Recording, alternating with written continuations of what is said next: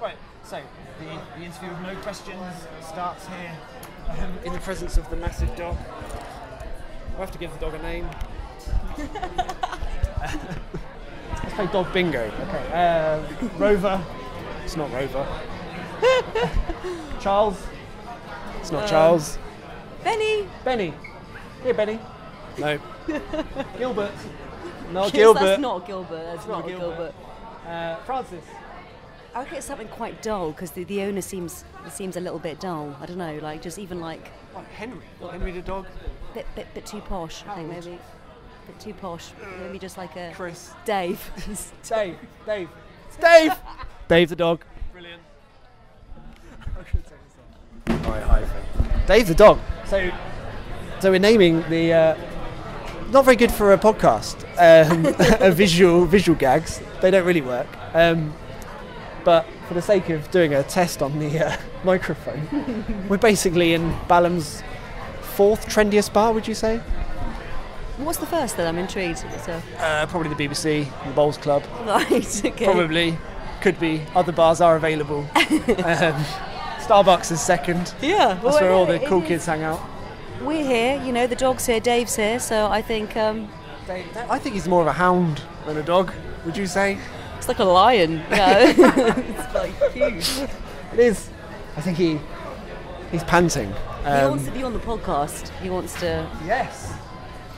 I will cease with the dog puns because I'll go into natural awful pun mode and then you'll disappear. We're very close to the door. That would be a very short show. It's no good to me. That sort of thing. But yes, yeah, it's all right, isn't it? The Bedford, the world famous. I believe it is world famous. The Bedford in Balham serves a range of red and white wine. And the chips smell nice. They smell do. the chips. It is. It's not world famous for chips. Is it not? No, there's a chip shop in Hounslow which is. Okay. But I think that's a lie. Right. And you wouldn't find Dave there either, the dog. Dave the dog. No. What's your dog's name? What's your dog's name? Tora. Tora. Okay. Tora.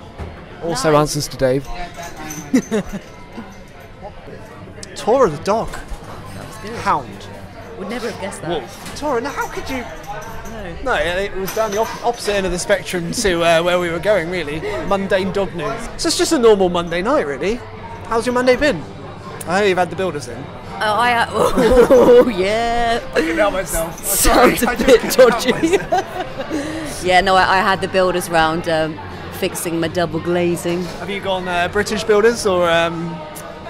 They're British, actually. They are British. They British. are, Wow, yeah. best in the world. I'm not going down that road.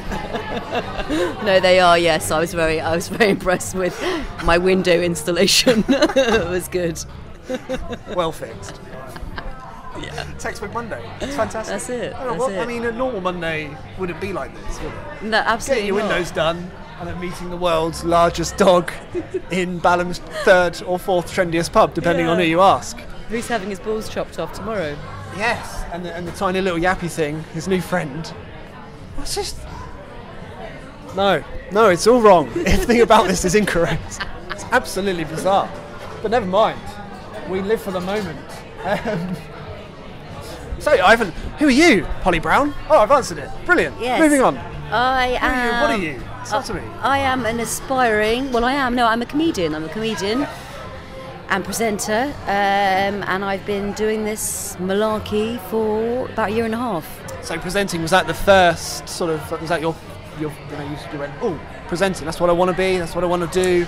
Actually, I am also a personal trainer, and I've been doing that for 6 years. Okay. And then off the back of that, I got a role in a fitness DVD, Yes. which was, released online and blah blah blah.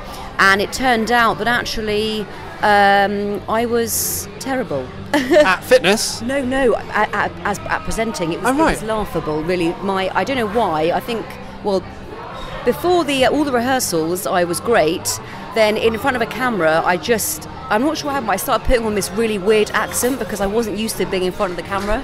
So I was speaking really, really posh the entire way through. Really? And it was really embarrassing. I didn't actually realise until afterwards that I'd been speaking in this strange voice. Anyway, yeah, and so from that, I carried on trying to do presenting, but it wasn't really working, and everything I was doing was just funny, but I didn't want it to be funny, Okay. And then I started blogging. I was doing a comedy blog for a couple of years, and I just thought, what the hell, I might see if I can do this on stage. And yeah. So that first dip into the tepid waters of comedy, how did that work out? What was that first gig like? My first gig, it's actually quite interesting, because I was saying about how I wasn't really being myself when I was doing the presenting. Okay, I put on a character that wasn't me because I didn't want to be me on the set, right? So actually, without knowing I was doing it, I decided on my first gig to do a character because I wasn't comfortable with doing stand-up as myself. This is quite deep. I can't be me. I can't be me. So next week on Therapy with AhhGee, yes. we've got the local butcher who's got issues with commitment. So anyway, so what format did this character take? It was. Was it subconscious? Did you not really think when you were going into comedy? You were thinking, I'm going to go down this route deliberately and start off this way, or was it pre-planned? No. It just came about. Well, I had all my jokes written that were all crude, but I just, decided to do this character, and it was basically this really weird voice, and he just spoke a little bit like a gimpy voice. It was just fucking weird. So a filthy weirdo, basically. Know. I think it was male or something. It's just some strange character. And I did that in hindsight to actually get past just being up on the stage and being, you know what I mean? So yeah, and then that was my first gig, and it was actually in a comedy competition called the Funny Women Awards. Yeah, I was going to say, do you think, for other aspiring kind of lady comedians, or, especially Funny Women is a great platform for new entrants and existing female comedians. Do you recommend that? Did it really help along the way, or is it something you just saw and thought, I'm going to get involved in? Or yeah, I just googled stand-up London competitions, and that came up, and so I thought, sod it, I'll do it at my first gig. And that was 2012, is that right? Yes. No, actually, yeah, that's right. 2012. Good, yeah. I've done my research. You have. I genuinely haven't done any research. I'm just plucking numbers out of the air. It was 1964, wasn't it? Yes, that's right. It's 25 years before you were born. I have no idea when you were born. Guess no. So Funny Women, that was that first kind of platform. Was it good to be surrounded by other comedians in the similar sort of situation, or do you not enjoy that? I don't know.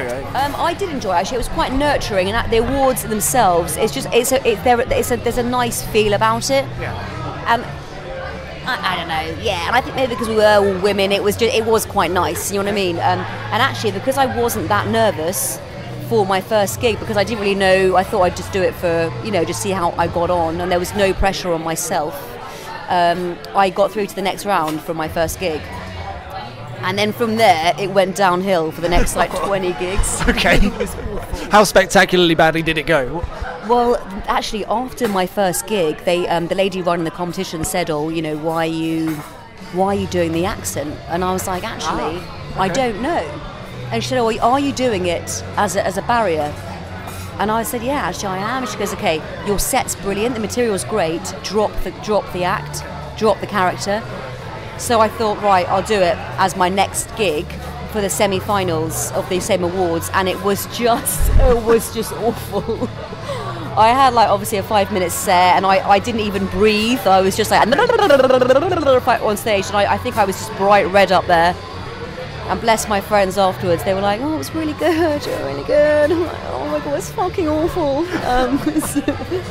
Anyway, so I actually did a few more gigs, and then I stopped for about 4 or 5 months because I thought, maybe I'm not very good, maybe I'm not any good at this.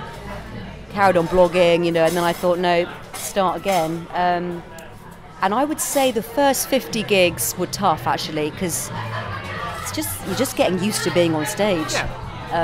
What's that from that first time, lights are up, that rumble of noise is out there, compared to sort of now when you're doing it? How do you think that, what's the transition been like? Is it still as daunting as that first time you go out? Are you now pre-prepared, precisely, if something goes wrong on stage, or if someone thinks they're a witty genius, you've got bam, they're put in their place. How's it differed over time? How does it differ? Okay, so I don't really get nervous now unless it's quite a big gig. Okay. Like if I do the Comedy Store, any of the Gong shows, anything like that, where there's actually a large audience, I do get quite nervous.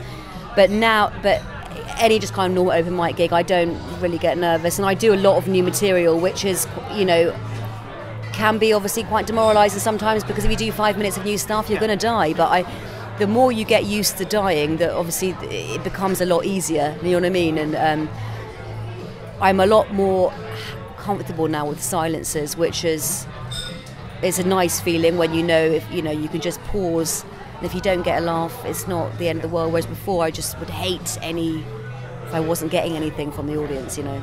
And then with that, you obviously with the character to begin with, and how it's evolved, you drop the character, it goes horribly wrong.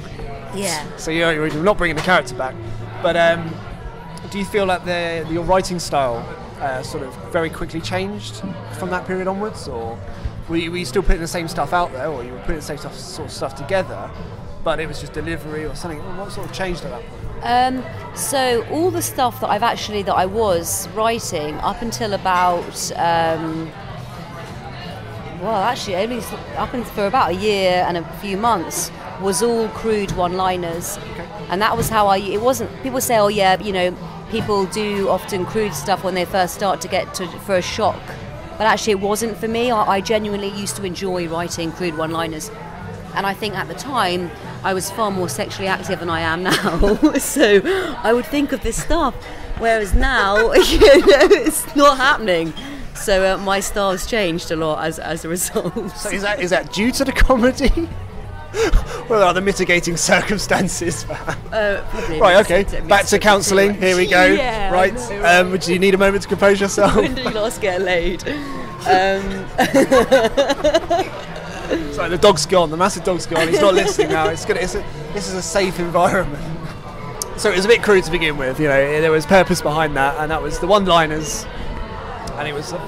Do you think that you were thinking shock is good to get your name out there to sort of make an impression and then to build it, or it was literally the first thing that came to your mind was knob gag? And well, because I had just pages and pages of gags that I wanted to try, and the thing is, I don't always come across arrogant, but actually my old stuff did used to work in the right room. I would do really, really well with my old stuff, I became known as the girl who did all the filth, and that was fine. But I thought I knew that I had more to me than that. It's just I couldn't find it. It sounds so wanky, but I couldn't. Anyway, in the last 4 months, my writing has really changed now, and I talk about just me and my fears and my worries, and it's a lot darker than it used to be.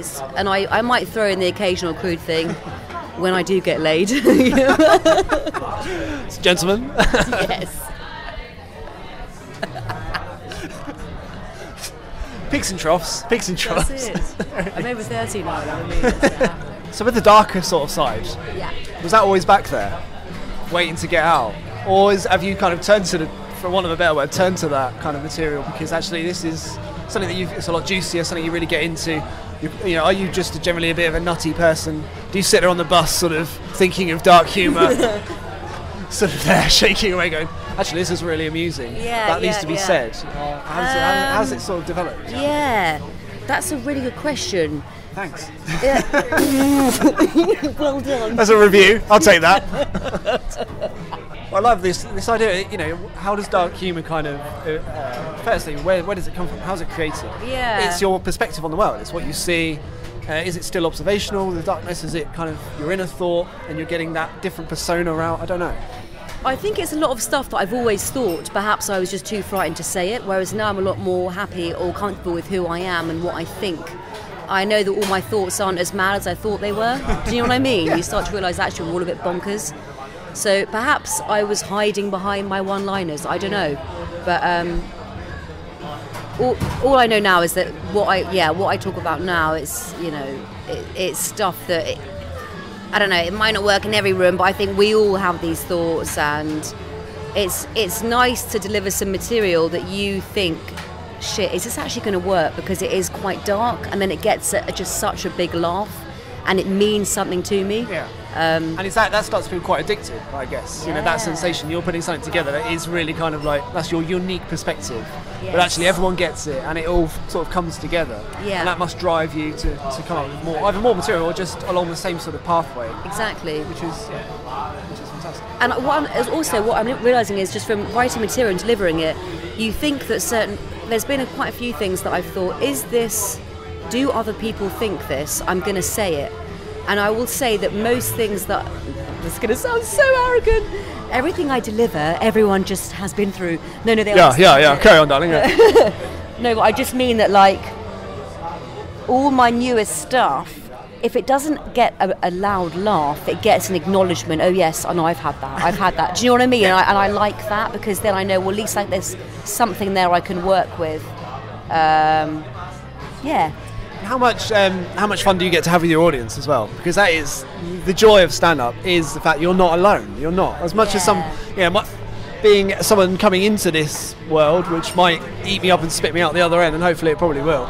It'll destroy me for life.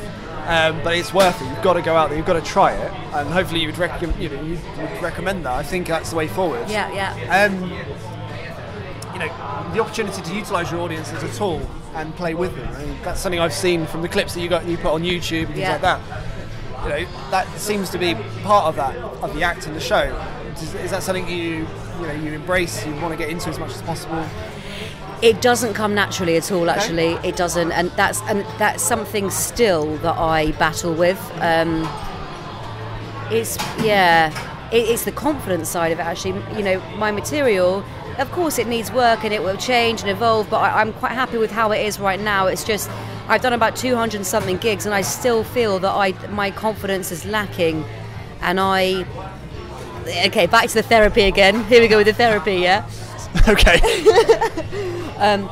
Because I can go through phases. I guess a lot of comedians will agree as well, that I do think I can think in a quite negative way about things, and when I'm writing material, I find that actually quite helpful. Okay.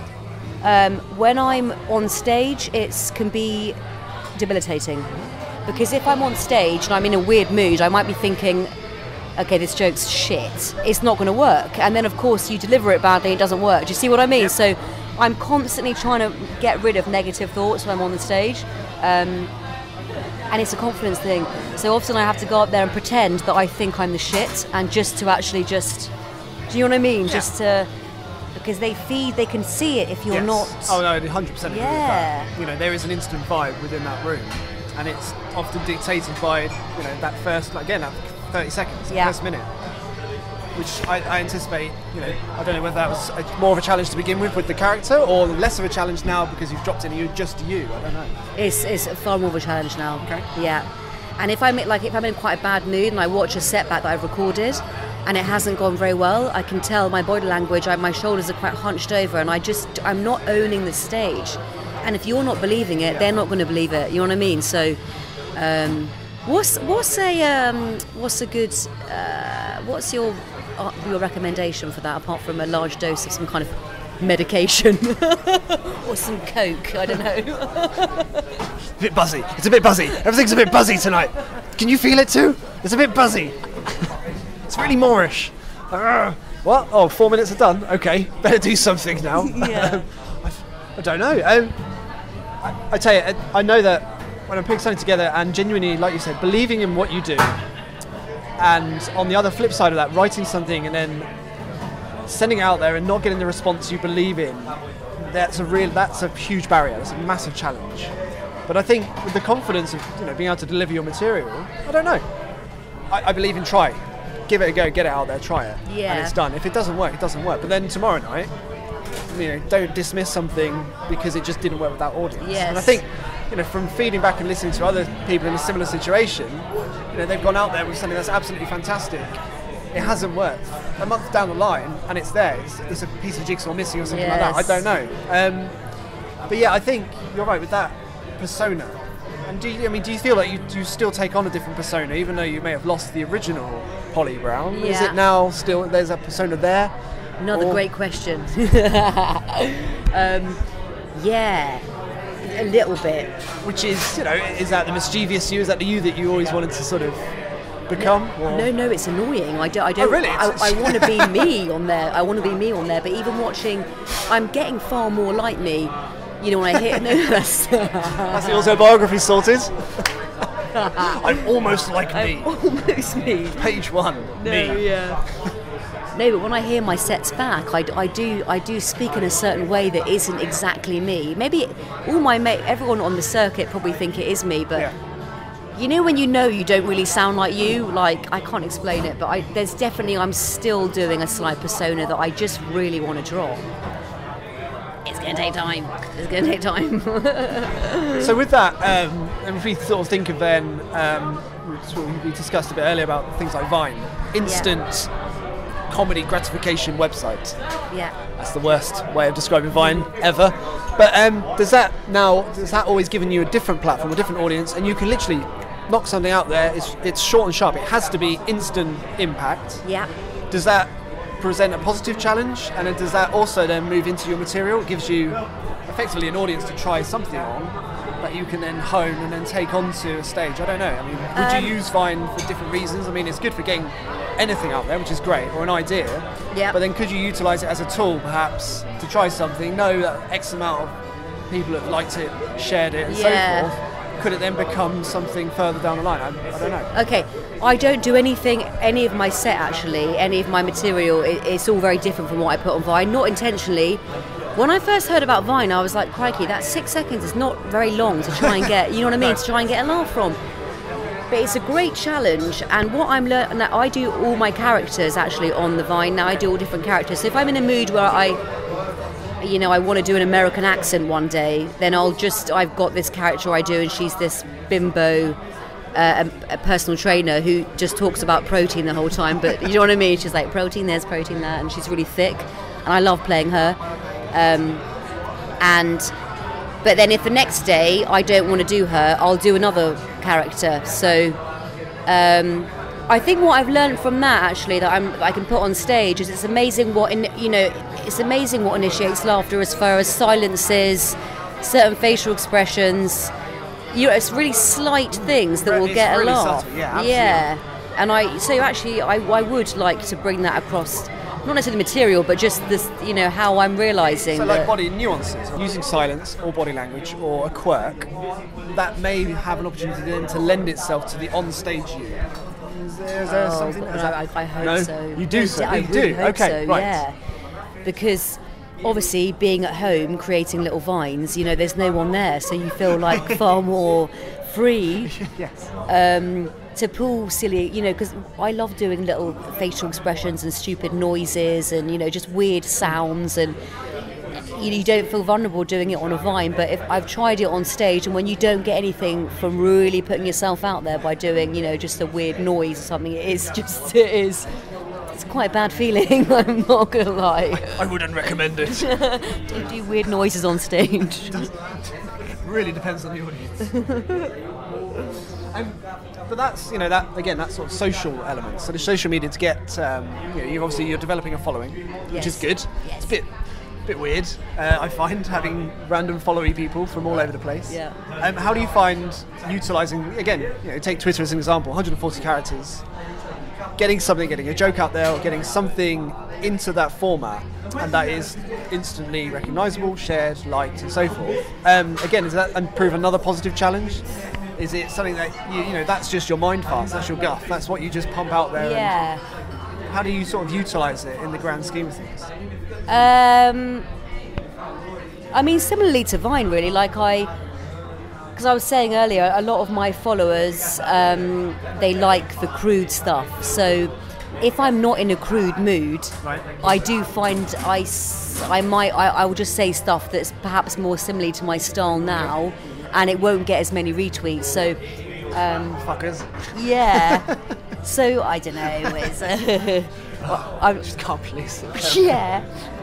But sometimes I might be in for some reason the last few days, and this is no reflection on what I've been, any naughtiness at the weekend I did, but for some reason I've been thinking of a lot of naughty stuff the last couple of days. Right. So I'm like, get it out there, and they're enjoying it. Tell me a bit about you were doing it up at Battersea Rise, the comedy club. Is that still running? If it's not, that's a really bad question. I've actually got one more show. Right. When? Where? Tell me now. Okay, so tell me now. Rise 46, Battersea Rise. Yep. It's Monday the 9th of June. Okay. So literally a week today? Yeah.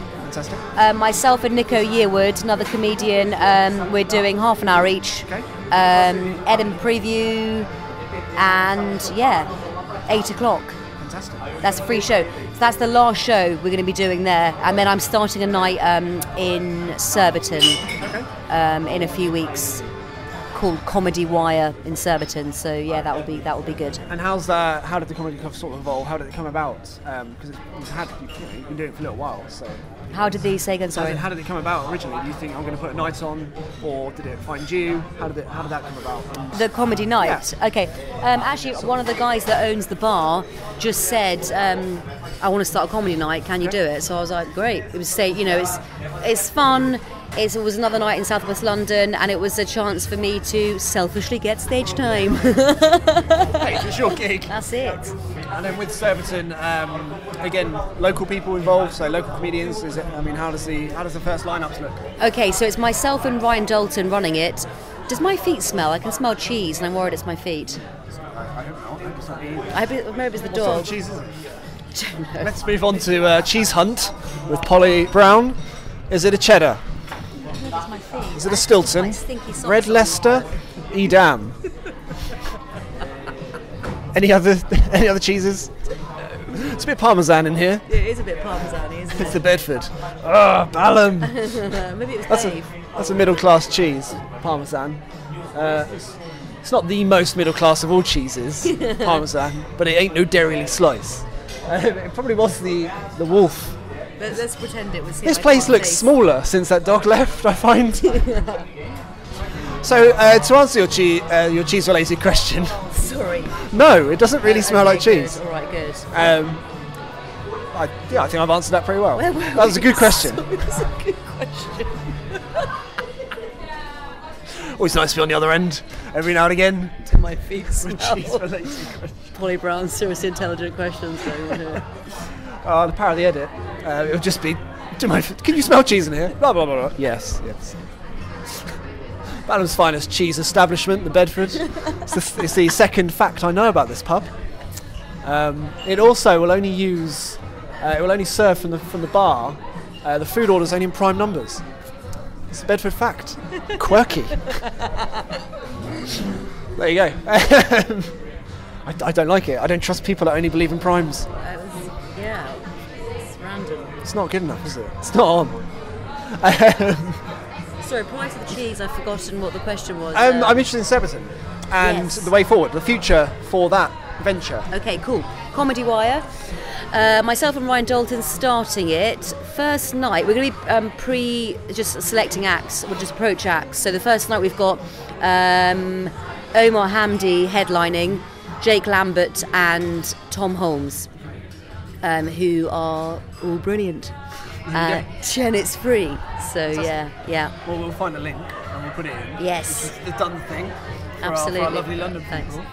So, you're talking about Edinburgh preview next week up at Battersea. When are you going to be at the Fringe? Are you going? Is the Fringe for you? Have you done it before? Okay, so I did a few spots there last year, and I am doing 30 minutes the first 2 weeks in August.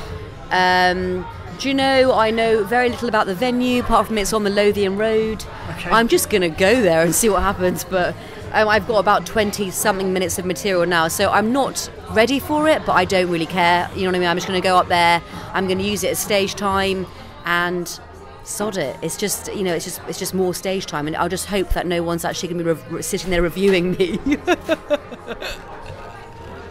They definitely will. Yeah, so it's called Marching to a Different Drummer. Yes. So, work in progress. Obviously, next week. Other previews available, or in the pipeline? Obviously, with your own sort of comedy night, that seems like a good opportunity to put a preview out there. Yes. So. Thanks for the reminder. Actually, I should probably put another one. You really should do some work in progress. I mean, just do it. Yeah, that's. I think I might actually, because I've got a 20-minute spot or something at our own night, so I'll probably try and get a few more. I'm not taking it very seriously, am I? Really? Shit. We haven't written our show yet. It's in less than 10 weeks. Really, not written it? No, we have. Oh, right, okay. 45%, 50%, maybe 60%. Yeah. More's written than isn't at the moment. no, yes, no, yes. Yeah. It's just 45 minutes of us arguing and just talking to ourselves. So, having been up and done, or started Edinburgh sort of with, I guess, short spots in different little clubs. Yep. Progressing to the second year, going into a full show. Yeah. What advice would you give to sort of people looking to follow your footsteps? Is that really good start? Go out there, try those little 5-minute places at midnight. You turn up, get on, try things out, see how it goes. Is Edinburgh a friendly place for a new comedian? That's another great. 3 in the bag. Thank you. I am Okay. genuinely interested because as a new comedian going to Edinburgh, right, okay. I wonder well, what it's like as a I've only been platform. once, and I can't really make a great I don't know, judgment or whatever. But some comedians would say, "Don't go up until you're ready," and probably a lot of them would say that. But I'll see how this goes down when I actually go up. Last year, I did notice quite a lot of bitchiness actually, and there is bitchiness, a lot of it on the circuit in general actually. Do you think that's sort of born out of the competition? I mean, it's massive. Edinburgh's, it's such this. It's the spotlight's on it. There's few opportunities to genuinely be spotted and be reviewed and get yourself sort of onto another platform. Does that grow it, or is it just the industry? I don't know. The industry is at the early stages is very catty. Like every guy for themselves, so to speak, or I've made some amazing friends on the circuit, and there are some wonderful people out there. But I've realised quite early there's a lot of backstabbing and a lot of bitchiness, and I just think now if I make friends along the way, great. But I have to just remind myself why I'm doing this, and I'm not here to make loads of friends and blah blah blah. So anyway, yes. There's just lots of things going on, especially on Facebook and that kind of thing that you just want to keep out of. But again, you went in and did it as a new individual. So you were saying you should theoretically do it when the time is right, or other people recommend that. For you, was the time right to go to Edinburgh? How did it work out for you? Last year? Yeah. It was great. I just did spots here and there, and it was great. Yeah, no, I did about 4 gigs. Not very many, but they all were very well received, and that was my old material, so I'm looking forward to going up and doing stuff that's a bit more true to me. Excellent. Yes. And do you know which venue? You know The Road, which is a good start. No. No, I can't remember. It's a venue. There's several thousand. It's one of those. It's a joke, isn't it? It's actually quite embarrassing. We're on the 8th floor of a hotel. Are you really? Yes, in a corporate setting. We've built the first half of our show around a corporate induction. Just solely because we're on the 8th floor of a hotel. Oh, that's cool. Comedy at height. It's the future, I think. Yes. High altitude whimsy is the way forward. Because there's not much air, so there's a good chance the audience are going to pass out. That's fine. As soon as they're in, what happens to them? No, it's fine by us. We're going to do some podcasts on After Seat. So we're going to go and take the podcast out to the streets and the people. So we're looking forward to sort of catching up and just bumping into people, just seeing what works. But it's, I don't know, having not been before, it just seems like a great opportunity. Yeah, definitely. Oh God, yeah, just be around it and go and watch people. I actually went up last year thinking I was the dog's bollocks and came home thinking I'm shit because you see so much talent up there. But is that a good thing though? Surely, Yeah, it really helps shape you as an individual, as an act, as a comedian. Yes, and I think because I need to be brought back down to earth and realise that I'm very much You are. still Yes, you're not always great. No. You are very well. Oh, No, you're not. yeah. Back Isn't on the it couch. funny though? Because I look at my old material and I don't rate any of it. Okay. And I think that will constantly happen. But yeah, I cringe when I hear my old material. Oh God. I'd walk into a room and someone would say one of my jokes, one of my old jokes. They'd be like, "Oh, Polly Brown," and they'd say one of my shit jokes, and I was like, "Please don't do that." Do you want to hear the joke? Oh yes. Okay. Absolutely. You're on the train and the announcement says, if you see anything suspicious, please tell a member of staff. Well, I saw a fat lady eating a salad. And as you can see, fucking tumbleweed across the Bedford. So the dog's left. That was actually one of my jokes that I thought was genius.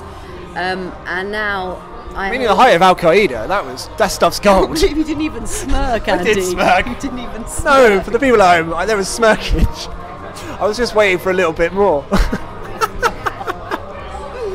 But we laugh about it now. That's it.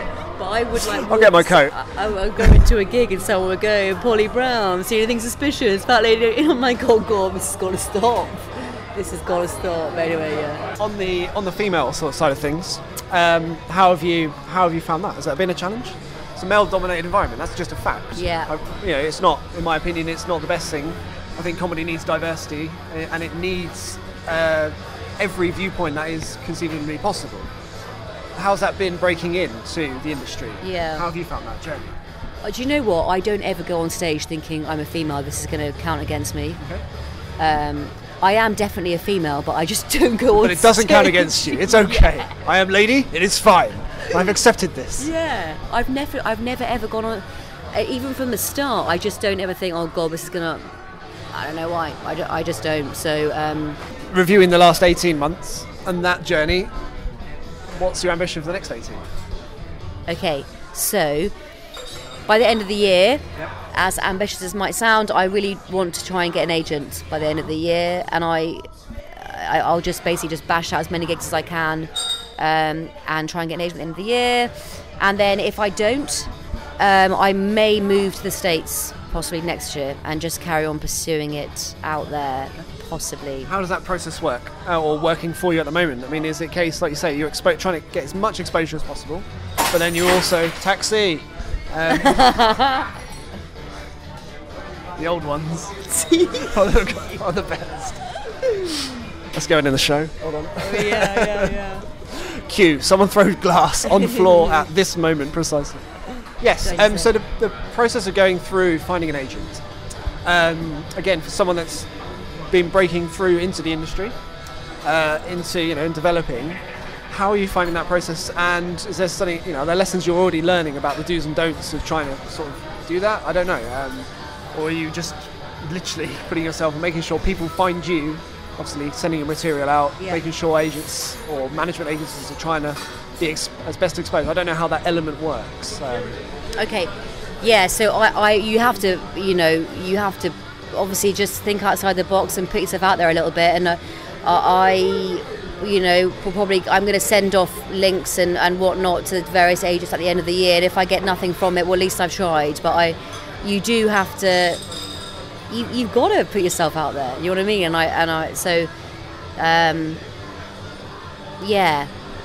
I think like treating it again like a business, and just networking as much as you can and that kind of thing.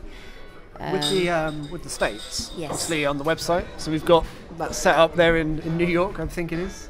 Yeah. From your YouTube. Can I send you a new link? Please do. Please, because that's my old material again. It is a bit, yes. I think, well, from what I've learned. But with the States, how does that differ as an audience to the UK, and how has that helped part of your evolution?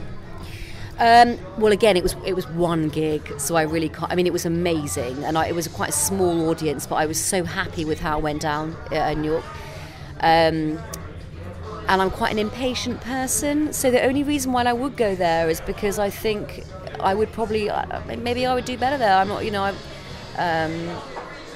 it's more of an impatient thing, and I know that you have to be patient, in comedy, but I'm not very patient, so that's why I'm thinking.